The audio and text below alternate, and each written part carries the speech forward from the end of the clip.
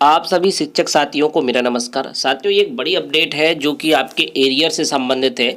जो भी साथी जिनकी नई अपॉइंटमेंट होती है या किसी कारणवश उनका वेतन बाधित हो जाता है, तब एरियर के लिए काफ़ी परेशान होना पड़ता है। लेकिन अब शासन की ओर से अब इस संबंध में एक आदेश जारी हो चुका है, जो कि मार्च में आदेश जारी हुआ था और उसके क्रियान्वयन के लिए वेबसाइट को रीलॉन्च किया गया था। लेकिन कुछ समय बाद वो एरियर की जो प्रोसेस थी वो रोक दी गई थी, क्योंकि वो डेमो के तौर पर उसको स्टार्ट किया गया था। लेकिन अब फिर से वो प्रक्रिया को स्टार्ट कर दिया गया है और अब वेबसाइट पर वो विकल्प उपलब्ध हो गया। तो जो आदेश आया था एरियर के संबंध में, उसको यहाँ पर बात करते हैं। तो वो आदेश है, प्रेषक में सचिव उत्तर प्रदेश विश्व शिक्षा परिषद प्रयागराज की ओर से सेवा में जिला विश्व शिक्षा अधिकारी समस्त जनपद उत्तर प्रदेश एवं वित्त एवं लेखाधिकारी विश्व शिक्षा जनपद समस्त जनपदों के लिए। तो विषय था कि परिषदीय शिक्षक शिक्षणेतर कर्मचारी हेतु मानव संसाधन पोर्टल पर एरियर भुगतान एवं मृतक आश्रय नियुक्ति हेतु प्रक्रिया ऑनलाइन किए जाने के संबंध। तो इस संबंध में आदेश जारी हुआ था, जो कि 31 मार्च 2023 का आदेश था, आप देख पा रहे होंगे। साथ ही महोदय उपयुक्त विषय का संदर्भ ग्रहण करने का कष्ट करें। जो परिषदीय शिक्षक या शिक्षणेतर कर्मचारी हेतु मानव संसाधन पोर्टल पर एरियर भुगतान एवं मृतक आश्रय नियुक्ति हेतु प्रक्रिया ऑनलाइन किए जाने के संबंध में अवगत कराना है कि उत्तर प्रदेश विश्व शिक्षा परिषद के अधीन कार्य शिक्षक शिक्षण कर्मचारियों की एरियर भुगतान एवं मृतक आश्रय नियुक्ति हेतु राष्ट्रीय सूचना विज्ञान के लखनऊ द्वारा विकसित पोर्टल को दिनांक 1/4/2023 से ऑनलाइन किया जा रहा है। तो ये 1 अप्रैल से इसको ऑनलाइन किया जा रहा है। इस संबंध में आपको निर्देशित किया जाता है कि दिनांक 1/4/2023 से समस्त प्रकार के एरियर भुगतान एवं मृतक आश्रय नियुक्ति हेतु आवेदन मानव संसाधन पोर्टल के माध्यम से ऑनलाइन लिया जाएगा तथा समस्त कार्रवाई पत्र के साथ संलग्न विवरण यूजर मैनुअल के अनुसार समयांतर्गत की जाएगी। यूजर मैनुअल संबंधित वीडियो कॉन्फ्रेंसिंग हेतु तिथि व लिंक पृथक से उपलब्ध कराया जाएगा। कृपया उक्त से अवगत होते अग्रतः आवश्यक कार्रवाई करने का कष्ट करें। तो ये आदेश जारी हुआ था, जिसमें कि ऑनलाइन कैसे पोर्टल को चलाना है और उस पर किस प्रकार से आप सभी को जो है अपने एरियर के लिए अप्लाई करना है। तो अब चलते हैं मानव संसाधन वेबसाइट की ओर और मानव संसाधन पोर्टल को वहाँ से ओपन कर लेते हैं और किस प्रकार से आपको एरियर के लिए ऑनलाइन करना है और साथ ही इसका यूजर मैनुअल भी देखेंगे। तो सबसे पहले हम मानव संसाधन पोर्टल पर चलते हैं और वहाँ पर देखते हैं कि इसको कैसे अप्लाई करना है। तो सबसे पहले आप ehrms.upsdc.gov.in को गूगल क्रोम में लिख देंगे, यानी कि गूगल पर आप टाइप कर देंगे। इसके बाद आपको साइट में दिखाई दे रहा होगा ehrms लॉगिन। अब यहाँ से आप अपनी मानव संसाधन आईडी को ओपन कर लेंगे। तो जैसे ही आप ehrms लॉगिन पर करते हैं तो आपके सामने इस प्रकार की डिस्प्ले आ जाती है। यहाँ पर यूजर डिपार्टमेंट में से आप बेसिक एजुकेशन सेलेक्ट कर लेंगे और यहाँ पर आप अपनी यूजर आईडी को डाल देंगे और यहाँ पर आपको पासवर्ड जो कि कैप्चा कोड दिखाई दे रहा है वो डालना है। पासवर्ड डिफ़ॉल्ट पहले से सेव कर रखा है, इस वजह से यहाँ पर मुझे पासवर्ड डालने की आवश्यकता नहीं है। और यहाँ पर मैं जो है कैप्चा कोड यहाँ पर डाल देता हूँ। जब आप कैप्चा कोड यहाँ पर फिल कर देंगे, फिर इसके सामने आपका लॉगिन का ऑप्शन वो दिखेगा, आप इस पर लॉगिन कर दें। तो इस प्रकार से आपकी आईडी ओपन हो जाएगी। अब इसके बाद आपको सबसे पहले जो है यहाँ पर सबसे ऊपर में आपको जनरल का ऑप्शन दिख रहा होगा। यहाँ पर आप जनरल के ऑप्शन में जाएंगे। जनरल के ऑप्शन पर जाने के बाद आपके सामने नीचे की ओर आप देखेंगे सबसे नीचे ऑनलाइन रिक्वेस्ट का ऑप्शन आ रहा है। ये ऑनलाइन रिक्वेस्ट का ऑप्शन है। इस पर जैसे ही आप क्लिक करेंगे तो आपके सामने एक और ऑप्शन आएगा जो कि लिखा है एरियर। तो जैसे ही आप एरियर पर क्लिक करेंगे तो देखिए apply arrear, arrear pending request और एरियर स्टेटस।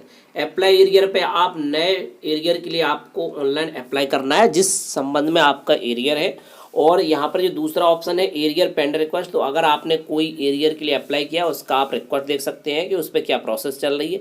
साथ ही एरियर का स्टेटस देख सकते हैं कि आपके एरियर की स्टेटस क्या है, वो मतलब कि डिलीट कर दिया गया है या उसको अप्रूव कर दिया गया है या कुछ में कुछ मिस्टेक थी इस वजह से उसको डिलीट किया गया है, तो आपको दोबारा से अप्लाई करना हो। तो यहाँ पर अप्लाई एरियर पर आप जाएंगे। जैसे आप अप्लाई एरियर पर क्लिक करेंगे तो आपके सामने इस प्रकार से ओपन हो जाएगा। यहाँ पर आप देखें एप्लीकेशन टाइप एरियर, पर एरियर टाइप में किस टाइप का एरियर है, बहाली है, कोर्ट ऑर्डर है, डीए एरियर है, इंक्रीमेंट एरियर है, लीव एरियर है, पे फिक्सेशन और प्रमोशन है, पे कट है, रेस्ट्रक्चरिंग ऑफ पे वाई कमीशन, सिलेक्शन ग्रेड या salary arrear, new appointment other या बोनस एरियर।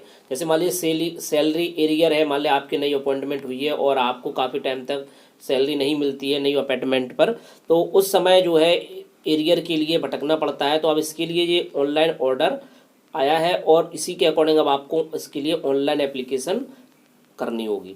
यहाँ पर ऑर्डर नंबर एक जारी होता है, उसको यहाँ पे भरना है। ऑर्डर की डेट आती है, जो ऑर्डर बनता है बीएसए ऑफिस से कब तक का आपका एरियर है, और साथ ही जिस अधिकारी को आपको फॉरवर्ड करना है, आपकी अब जिस ब्लॉक में आपकी अपॉइंटमेंट हो चुकी है वहाँ के खंड शिक्षा अधिकारी महोदय को ये आदेश जाएगा, जिससे कि आपका एप्लीकेशन यहाँ पर फॉरवर्ड होगी। साथ ही यहाँ पर जो डॉक्यूमेंट अपलोड करने हैं, आप सभी अच्छे से जानते हैं कि इसके लिए तो सबसे पहले एक आप एप्लीकेशन लिखते हैं जो कि खंड शिक्षा अधिकारी महोदय के नाम पर होगी, ठीक है। इसके बाद फिर आपको आदेश जो बीएसए ऑफिस से बन के आता है उसकी एक कॉपी चाहिए होगी, और अगर आपकी ज्वाइनिंग बीएसए ऑफिस में हुई है तो वहाँ से एक जो है आपकी अटेंडेंस बनती है कि आपने बीएसए ऑफिस में कब तक ज्वाइनिंग हुई थी, क्योंकि हाल ही में जो है नई रिक्रूटमेंट हुई थी तो वहाँ पर बीएसए ऑफिस में उपस्थिति बनती थी, क्योंकि वहाँ पर ही ज्वाइन कराया गया था, बाद में स्कूलों का आवंटन हुआ था। तो वो उससे संबंधित सारे डॉक्यूमेंट है, साथ ही जो है आपकी बैंक की पासबुक हो गई, आपका पैन कार्ड हो गया, तो ये सब चीज़ें लगती हैं। बैंक की पासबुक भी की फ़ोटो कॉपी हो गई, उसको आप स्कैन करके यहाँ पर और उसकी एक पीडीएफ बना करके यहाँ पर लगानी होगी। और साथ ही आप यहाँ पर लिख दें कि एरिया संबंधित कुछ और इम्पोर्टेंट है तो वो आप यहाँ पर लिख सकते हैं। इसके बाद आप सबमिट कर देंगे, तब आपके सामने ये फॉर्म क्लियर हो जाएगा। फिर आप उसमें ऑप्शन दिए हैं, वहाँ से आप इसका स्टेटस देख सकते हैं।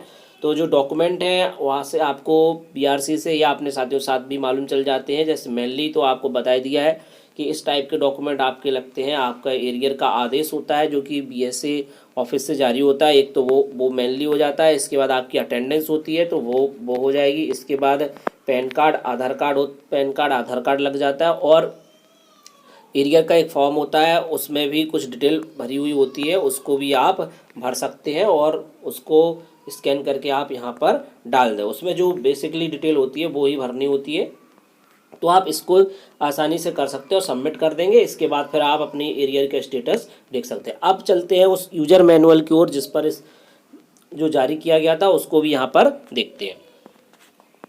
देखिए यहाँ पर भी वही है कि सर्वप्रथम आप मानव संपदा पोर्टल पर वेबसाइट के एड्रेस माध्यम से EHRMS लॉगिन कर लेंगे। लॉगिन करने पश्चात पोर्टल के होम पर बाईं तरफ आपको जनरल पर क्लिक करें। इसी क्रम में सबसे आखिर में ऑनलाइन रिक्वेस्ट पर क्लिक करना होगा और एरियर एवं अप्लाई एरियर खुल जाएगा। तो यहाँ पर जो ऑनलाइन रिक्वेस्ट पर करते हैं तो apply arrear, arrear pending request और एरियर स्टेटस, ये तीन ऑप्शन आपको दिखते हैं। टीचर लॉगिन अप्लाई एरिया, जिसमें आपको एरिया टाइप में एरिया का प्रकार ड्रॉप डाउन लिस्ट से सिलेक्ट कर एरिया संबंधित आदेश एवं आदेश दिनांक भरना होता है। एरिया पीरियड में वह अवधि कब से कब तक भरी जाएगी, ठीक है, वो भी। इसके बाद अपने प्रतिवेदन अधिकारी बीईओ का मानव संपदा कोड भर के रिपोर्टिंग ऑफिसर चुनकर सेव करना होगा। रिपोर्टिंग ऑफिसर चुनने के बाद अपलोड डॉक्यूमेंट एरिया संबंधित प्रार्थना पत्र, आदेश पत्र और अन्य अवलेखों PDF बनाकर अपलोड करनी होगी। जो डॉक्यूमेंट आपको बताएं उसको कर देंगे। साथ ही रिमार्क कॉलम में आप एरियर के आवेदन संबंधित टिप्पणी दर्ज कर सकते हैं। अंत में दिए गए घोषणा पत्र सभी बिंदु पढ़कर उन पर सहमति दर्ज करते हुए सबमिट बटन पर क्लिक करना होगा, ठीक है। इसके बाद एरिया से संबंधित आवेदन प्रतिवेदन अधिकारी पास फॉरवर्ड हो जाएगा, जिसका स्टेटस आवेदक देख सकते, जैसे कि आप अपना स्टेटस भी उसमें देख सकते हैं। सबमिट बटन पर क्लिक करने के बाद एरियर आवेदन सफलतापूर्वक सुरक्षित हो जाएगा। देखिए इस प्रकार से आपके सामने उपरोक्त एरियर सफलतापूर्वक सुरक्षित किया जा चुका है। आवेदन संख्या नीचे दी गई सारणी में देखें तो यहाँ पर जो है आपको उसकी हिस्ट्री दिख जाएगी। एक अध्याय लॉगिन से आवेदन के समय एरियर सारणी में दिख जाएगा, ठीक है। इस प्रकार से ये आप एप्लीकेशन हिस्ट्री देखेंगे तो आपको ये इस प्रकार से देखने लगेगा। आपके सारे डॉक्यूमेंट यहाँ पर दिखेंगे। यदि आवेदक द्वारा आवेदन करने द्वारा अगर किसी प्रकार की, यानी कि अगर आपकी कोई त्रुटि हो जाती है तो आप उसको पहले आवेदन को डिलीट कर दें, इसके बाद फिर आप अप्लाई करें। यदि प्रतिवेदन आवेदक द्वारा आवेदन फॉरवर्ड कर दिया गया है तो आप आवेदन को डिलीट नहीं करें। अगर आप मान लीजिए उन अधिकारी के द्वारा फॉरवर्ड कर दिया गया है तो आप डिलीट नहीं कर पाए, इसलिए ध्यानपूर्वक आवेदन की प्रक्रिया को करें। यानी कि आप पहले संतुष्ट हो लें, इसके बाद सारे डॉक्यूमेंट क्लियर कर लें और एक बार अपने साथियों के साथ पूछ लें एवं BRC से भी मालूम कर लें। इसके बाद आप जो है उसी के अकॉर्डिंग आप इसको भेज दें। फिर इसके बाद खंड शिक्षा अधिकारी मानव संपदा पोर्टल लॉगिन के पश्चात सभी पेंडिंग एरिया का आवेदन देख सकेंगे और संलग्न अवलेखों भली भांति परीक्षण कर प्रथम आओ प्रथम पाओ क्रम में अकाउंट ऑफिसर वित्त की कार्रवाई हेतु अधिकतम 7 कार्य दिवस में फॉरवर्ड करना सुनिश्चित करेंगे। आवेदन में सलाह अभिलेखों में जांच यदि किसी प्रकार की त्रुटि पाई जाती है तो आवेदन बीओ स्तर से रिजेक्ट किया जाएगा, और रिमार्क कॉलम में उचित टिप्पणी रिजेक्शन के कारण दर्ज, तो उनके द्वारा अगर रिजेक्ट किया जाता है तो वो उसमें एक कारण लिख देंगे। इसके बाद आपको पुनः इसको अप्लाई करना होगा। देखिए इस प्रकार से ये खुलता चला जाएगा। फॉरवर्ड रिटर्न टू एम्प्लॉय, मानव संपदा पोर्टल पर अकाउंट ऑफिसर वित्त द्वारा लॉगिन कर आवेदन का अवशेष एरिया डिटेल का मूल्यांकन परीक्षण करने के पश्चात प्रथम आव प्रथम पाव के क्रम में एरिया में अधिकतम 7 कार्य स्वीकृत करना होगा। अकाउंट ऑफिसर वित्त द्वारा स्वीकृत विवरण भरकर बिल सबमिट कर भुगतान हेतु अक्षत किया जाएगा। वित्तीय स्वीकृति प्रदान होने पर एरियर आवेदक के दिए गए बैंक खाते में स्वतः क्रेडिट हो जाएगा। अंतिम भुगतान बजट की उपलब्धता के अनुसार किया है। तो ये बजट के भुगतान के हिसाब से तो होता ही है। तो ये इसकी प्रोसेस है, और इस प्रकार से फाइनली एरियर का पेंडिंग रिक्वेस्ट आपको ऐसे दिखाई देगा। आवेदन मानव संपदा पोर्टल पर लॉगिन कर एरियर के किए गए आवेदन की स्वीकृति अथवा अस्वीकृति देख सकते हैं जी। आप लॉगिन जब कर लेंगे तो आपको वहाँ से दिख जाएगा जो भी पेंडिंग रिक्वेस्ट है आपकी, और अगर उसको रिजेक्ट किया गया तो वो भी आपको दिख जाएगा। तो ये नई पहल शुरू की गई है जो कि एरियर से संबंधित है, और कैसे अप्लाई करना है इसका प्रोसेस अब आप अच्छे तरीके से समझ चुके होंगे। तो जो आदेश था वो इस प्रकार से आदेश आया था, और ऑनलाइन करने में इसमें कोई कठिनाई नहीं है। अब जो है स्वीकृति और अस्वीकृति होने में कितनी प्रॉब्लम आती है, आप सभी का इस पर क्या सोचना है, आपके क्या विचार है, यह प्रक्रिया कितनी सरल हो पाएगी और शिक्षकों को इसका फ़ायदा मिल पाएगा, या जो पुरानी प्रक्रिया चल रही है उसके अकॉर्डिंग ही हो पाएगा, या जो है जो ऑनलाइन शुरुआत की गई है उसमें शिक्षकों को कितना लाभ होगा, ये तो आने वाले समय में ही मालूम चल सकता है। क्योंकि जब कोई शिक्षक द्वारा एरियर के लिए अप्लाई किया जाएगा और उस पर सही तरीके से कार्रवाई होगी, तभी ये मालूम चल पाएगा कि ये जो ऑनलाइन प्रोसेस है वो कितनी लाभकारी होती है। तो फ्रेंड्स मिलते हैं किसी नेक्स्ट वीडियो में और नई अपडेट के साथ। जय हिंद।